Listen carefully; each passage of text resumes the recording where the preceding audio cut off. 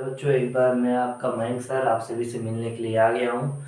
और जैसा कि हम लोग सारे वीडियोस को देख रहे हैं, लेक्चर ऑलरेडी बहुत सारे अपलोडेड हैं और बाकी अपलोडेड हो जाएंगे धीमे धीमे सारे।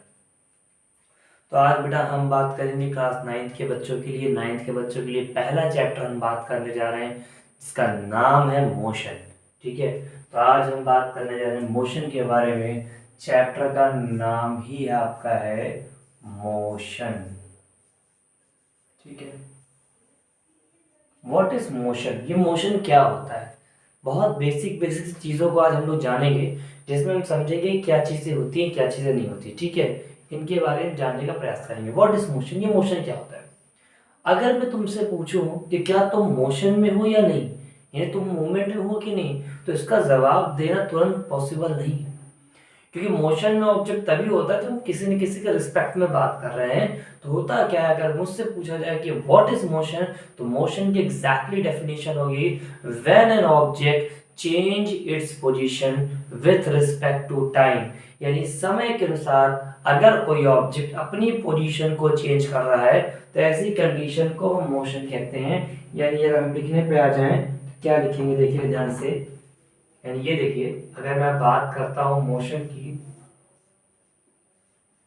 मोशन में डेफिनेशन लिखेंगे, यानी when an object when an object change change its position change its position with respect to time। यानी टाइम के रिस्पेक्ट में, किसके रिस्पेक्ट में? टाइम के रिस्पेक्ट में अगर कोई ऑब्जेक्ट अपनी पोजीशन को चेंज कर रहा है, तो ऐसी कंडीशन को हम मोशन कहते हैं।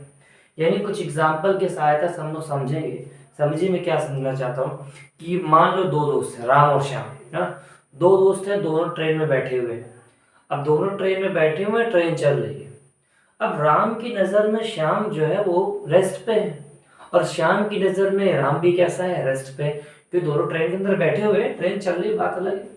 तो एक दूसरे के संदर्भ में, एक दूसरे के रिस्पेक्ट में दो रेस्ट में है।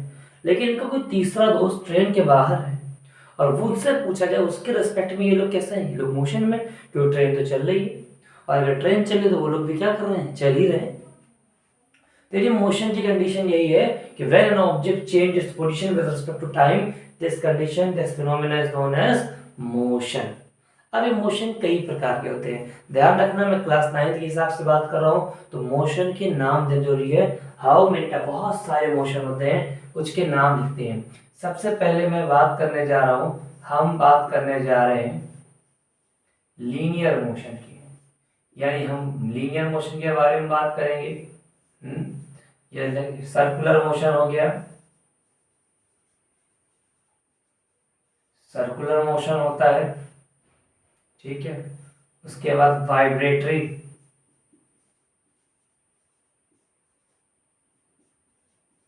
वाइब्रेटरी हो गया। ठीक है, कई सारे नाम हैं। यानी लीनियर मोशन के नाम एक और है जिसको कहते हैं rectilinear motion.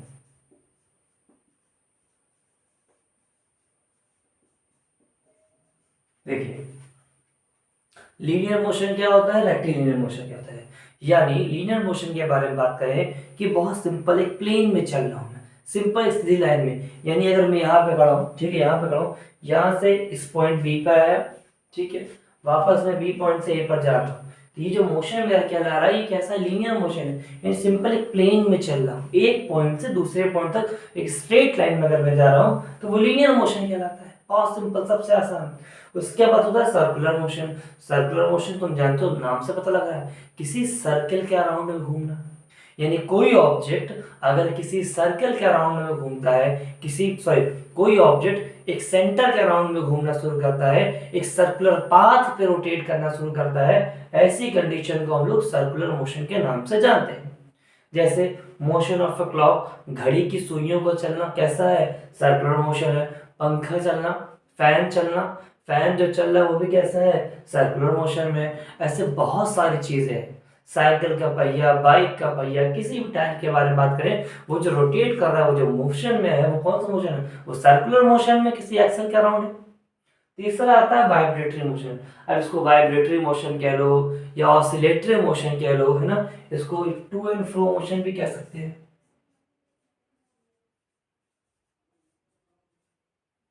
To and fro motion, आगे और पीछे, आगे पीछे, आगे पीछे, आगे पीछे। यानी अब मैं जहां पे खड़ा हूं, एक स्टेप में इधर आ गया, फिर वापस में मेन पोजीशन पे आ गया, वापस में यहाँ आ गया, फिर मैं बीच में आ गया मेन पोजीशन पे, फिर मैं लेफ्ट में आ गया, फिर बीच में आ गया, फिर इधर जा रहा हूँ, फिर बीच में आ रहा हूँ। ये जो मैं कर रहा हूँ ये कैसा है? वाइब्रेटरी मोशन है। आगे जा रहा हूँ, फिर पीछे आ रहा हूँ, फिर आगे जा रहा हूँ, फिर पीछे आ रहा हूँ, फिर आगे पीछे लगातार चल रहा है। ऐसे मोशन को हम क्या कहते हैं? वाइब्रेटरी मोशन कहते हैं, वाइब्रेशन कहते हैं। यहाँ तक बात समझ में आ रही कि नहीं आ रही? यहाँ तक बात समझ में, क्लास 9 के बारे में बात करें। और आपको 9th में मोशन के नाम जानने हैं। बहुत सारी चीजें क्लास 11 में ऑसिलेशन एंड वेव पढ़ते हैं, तो वहां पर जाके और भी मोशन सारे मिलेंगे, सर्कुलर मोशन सब डिटेल में। तभी इतना समझिए कि मोशन क्या होता है कि जब कोई ऑब्जेक्ट अपनी पोजीशन को चेंज करता है, तो यहाँ पर विद रिस्पेक्ट टू टाइम ये कंडीशन मोशन कहलाती है। उसके बाद हमारा टॉपिक आता है फिजिकल क्वांटिटी।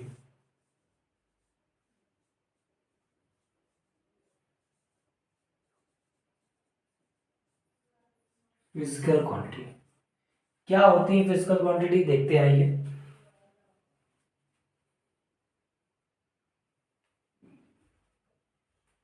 देखिए, जैसे कि नाम लिखा हुआ फिजिकल क्वांटिटी, समझते हैं क्या है। All those quantities which can be measured directly और indirectly are known as physical quantities. हमारी फिजिक्स की भाषा में ये कहा जाता है कि हर वो क्वांटिटी जिसको हम मेजर कर सकते हैं, जिसको माप सकते हैं, जिसको नाप सकते हैं डायरेक्टली या इनडायरेक्टली, यानी कोई भी क्वांटिटी हो जिसको हम डायरेक्टली या इनडायरेक्टली मेजर कर सकते हैं, उसे कहा जाता है फिजिकल क्वांटिटी। जैसे अपने वेट को हम मेजर कर सकते हैं, अपनी हाइट को मेजर कर सकते हैं, एक जगह से दूसरी जगह तक की दूरी को हम मेजर कर सकते हैं, डेंसिटी को मेजर कर सकते हैं, देन बहुत सारी चीजें मेजर कर सकते हैं। वो सब भी क्या है? फिजिकल क्वांटिटी है। अब जिनको मेजर नहीं कर सकते, एग्जाम्पल कि आज मैं बहुत खुश हूँ, कितना आज मैं खुश हूँ, कितना खुश हूँ, बहुत ज्यादा खुश हूँ, कितना, इतना खुश हूँ, इतना खुश हूँ कि कितना खुश हूँ। आज मैं दुखी हो गया, अरे बाप रे बाप, बहुत दुखी है, कितना, आधा किलो दुखी हो क्या? 1 किलो दुखी हो? कितना, 2 मीटर दुखी हो? नहीं। तो कुछ ऐसे भी चीजें हैं जिनको मेजर नहीं कर सकते, वो तो अब्स्ट्रैक्ट नाउन की चीजें हैं, बहुत सारी चीजें। यानी कुल मिला के बात ये है, जिसको आप मेजर कर सकते हो वह फिजिकल क्वांटिटी होता है, जिसको मेजर नहीं कर सकते वो फिजिकल क्वांटिटी नहीं है। अब फिजिक्स में बात करेंगे, how many types of physical quantity, physical quantity कितने प्रकार की है। तो आइए बात करते हैं, क्लास 9 के बच्चों के बारे में बात करेंगे।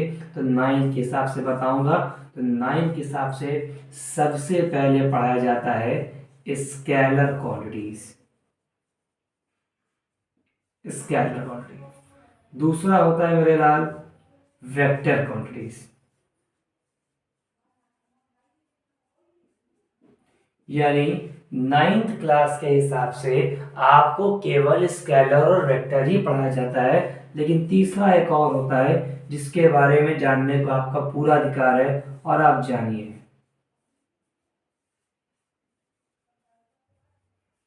Tensor quantity.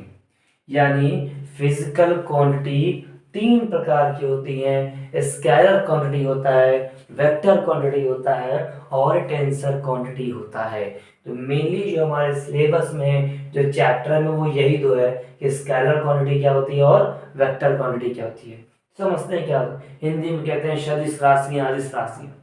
तो स्केलर क्वांटिटी क्या होती है? Those physical quantities which have only magnitude, यानी इसके बारे में बात करें, इट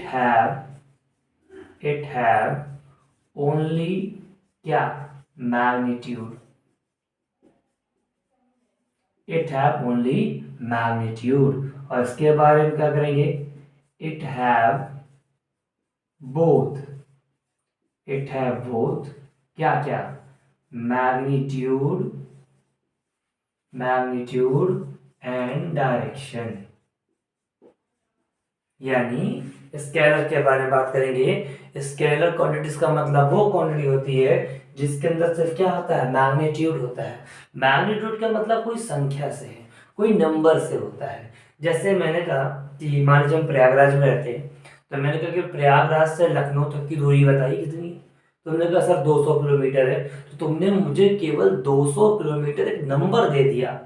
200 उसका यूनिट, 200 क्या उसका मैग्नीट्यूड है, और किलोमीटर से क्या है, यूनिट है। यानी आपने सिर्फ मुझको केवल यूनिट बताई है, कोई डायरेक्शन नहीं बताई। लेकिन अगर मैं पूछ रहा हूँ यही चीज, अगर मैं गूगल मैप से पूछता, आप सब जानते हैं मोबाइल में लोकेशन देखते हैं, गूगल मैप सर्च करते हैं, तो मैं अगर वहां सर्च कर रहा हूँ तो मुझे एग्जैक्टली 200 किलोमीटर नहीं बता रहा है, वो सब बता रहा है कि भैया यहाँ से आगे जाइए, आगे से लेफ्ट लेना है 200 मीटर जाना है, फिर राइट लेना है 300 मीटर जाना है, फिर स्ट्रेट जाना है 10 किलोमीटर, फिर लेफ्ट राइट, सारी इंफॉर्मेशन है। यानी वो मुझे क्या बता रहा है, वो मुझे डायरेक्शन भी बता रहा है। यानी ऐसी कंडीशन की बात करेंगे जब आपको मैग्नीट्यूड के साथ साथ क्या पता लग जाए, डायरेक्शन भी पता लग जाती है, तो ऐसी क्वांटिटी को हम लोग कहते हैं क्या, वेक्टर क्वांटिटी। क्या कहते हैं भाई, वेक्टर क्वांटिटी। अब इसके बहुत सारे एग्जांपल है, धीरे धीरे करके पढ़ना शुरू करें, आगे बात करेंगे। तो स्केलर क्वांटिटी, वेक्टर क्वांटिटी समझ में, क्लास 9th में स्केलर वेक्टर ही है। इवन 11th क्लास में भी स्केलर वेक्टर पे ही ज्यादा जोर दिया गया है, टेंसर पे बहुत कम जोर दिया गया है। अब टेंसर क्वांटिटीज के बारे में बात करेंगे डिटेल में, आगे चल के बात करेंगे, लेकिन जानकारी रखिए कि कुछ कभी कभी क्या होती है, कुछ ऐसी क्वांटिटीज आती हैं, है ना, जिनमें मैग्नीट्यूड भी हो जाता है और कभी कभी डायरेक्शन की तरह भी काम कर लेती है। तो डिपेंड करता है सिचुएशन के ऊपर कि वो क्या से डील कर रहे हैं। इसका जो सबसे बेहतरीन एग्जांपल है, मैं बहुत बेसिक से बता रहा हूँ, स्केलर का डिस्टेंस हो गया, वेक्टर का डिस्प्लेसमेंट हो गया, और टेंसर क्वांटिटी का जो एग्जांपल बताया जाता है वो कहा जाता है इनर्शिया। क्या कहा जाता है भाई, इनर्शिया। इनर्शिया इसका एग्जांपल होता है। इसमें हम लोग अगले क्लास में पढ़ेंगे, अलग से पढ़ाऊंगा, इसमें आपको कंफ्यूज नहीं करूंगा। ये टॉपिक ही अलग है कि पूरा टेंसर सा समझाइए, पूरा चैप्टर ही अलग है। तो हम इसकी बात करेंगे, स्केलर पर वेक्टर की बात करेंगे। तो स्केलर का मतलब क्या हो गया सर, ऐसी फिजिकल क्वांटिटी जिसमें सिर्फ क्या होता है, मैग्नीट्यूड होता है। और वेक्टर क्वांटिटी क्या होती है, ऐसी फिजिकल क्वांटिटी जिसमें मैग्नीट्यूड के साथ साथ क्या होता है भाई, डायरेक्शन भी होता है। क्या यहाँ तक सभी को बात समझ में आ रही है, आ रही ना? लगातार जुड़े रहना, क्लास छोड़ के जाना नहीं है, ध्यान रखना। बिल्कुल 9 से पढ़ा रहा हूँ, 12 तक पढ़ाऊंगा पूरा, 9, 10, 11, 12, ना मैं कहीं जा रहा हूँ ना तुमको कहीं जाने दूंगा, बैठ के पढ़ाऊंगा, समझ लेना। बस थोड़ा से समय आने दो, एक एक से पढ़ाएंगे, परेशान होने वाली कोई समस्या नहीं है। यहाँ तक समझ में आ रहा topic. Already work, power, energy, gravitation, sound के पूरे चैप्टर अपलोडेड है। क्लास 9th की प्लेलिस्ट खोलेंगे, प्लेलिस्ट खोल करके सारे लेक्चर्स को देखेंगे, सब बिल्कुल लाइन से लगा हुआ है। जो बचे हुए चैप्टर है वो भी साथ में लाइन से लगने वाले हैं, परेशान होने की जरूरत नहीं है। 2-4 दिन 5 दिन के अंदर सब कुछ अवेलेबल हो जाएगा, है ना। बिल्कुल डरना नहीं है, पेपर आने वाले हैं, स्कूल में टीचर परेशान करेंगे, करने दो, वो कहेंगे कि हाँ ये करो वो करो, बहुत अपने मन से सोचिए कि आपको पढ़ना कितना है, क्या पढ़ना, रिजल्ट अच्छा आना चाहिए, ओवरऑल बात ये है जी। ध्यान दीजिए, फिजिकल क्वांटिटी यहाँ से समझ में आ रहा है कि नहीं आ रहा है? अगर आप चाहें इसको नोट कर ले, नोट करके अगला हम शुरू करते हैं। पहले इसको नोट कर लीजिए, फिर रफ करके इसको शुरू करते हैं, ठीक है? नोट कर लीजिए, 1 मिनट के लिए।